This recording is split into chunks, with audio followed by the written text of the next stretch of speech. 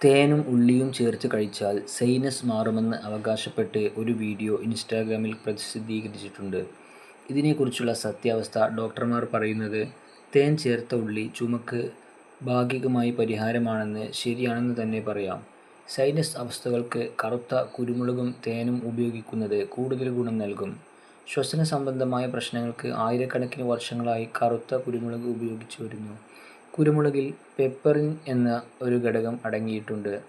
ഇത് രക്തചംക്രമണത്തെ ഉത്തേജിപ്പിക്കുകയും ശക്തിപ്പെടുത്തുവാനും കഫം കളയുവാനും സഹായിക്കുന്നുണ്ട്. ആയുർവേദ ഗ്രന്ഥങ്ങളിൽ യോഗവാഹി അഥവാ സസ്യങ്ങളുടെ ഗുണങ്ങൾ വർദ്ധിപ്പിക്കുന്ന ഒരു പദാർത്ഥം എന്ന് വിശേഷിപ്പിക്കപ്പെടുന്ന തേനുമായി ചേരുമ്പോൾ കുരുമുളക് കട്ടിയുള്ള മ്യൂക്കസ് ദ്രവീകരിക്കുവാൻ സഹായിക്കുകയും ശരീരത്തിൻ്റെ സ്വാഭാവിക ശുദ്ധീകരണ സംവിധാനങ്ങളെ സഹായിക്കുകയും ചെയ്യുന്നു.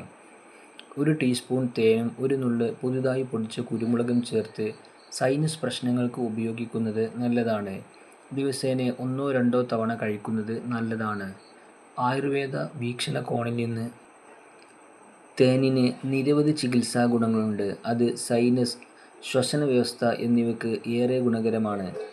തേനിന് പ്രധാനമായും മധുരം, കഷായം രുചികളുള്ളതായി തരം തിരിച്ചിരിക്കുന്നു. കഫ, വാത ദോഷങ്ങളെ സന്തുലിതമാക്കുകയും പിത്തം അമിതമായി വർദ്ധിപ്പിക്കുകയും ചെയ്യുന്ന ഒരു സവിശേഷമായ ദഹനാന്തര ഫലമുണ്ട്.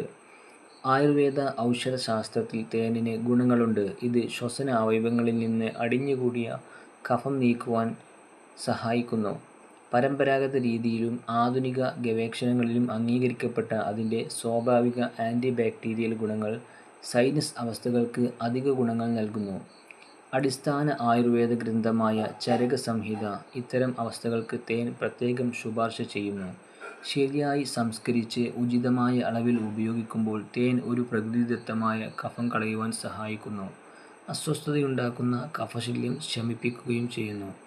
ആയുർവേദം അസംസ്കൃതവും ചൂടാക്കാത്തതുമായ തേൻ ഉപയോഗിക്കുവാൻ നിർദ്ദേശിക്കുന്നു. തേൻ ചൂടാക്കിയാൽ ഗുണം കുറയുകയും അതിൽ വിഷവസ്തുക്കൾ വർദ്ധിക്കുകയും ചെയ്യുന്നു.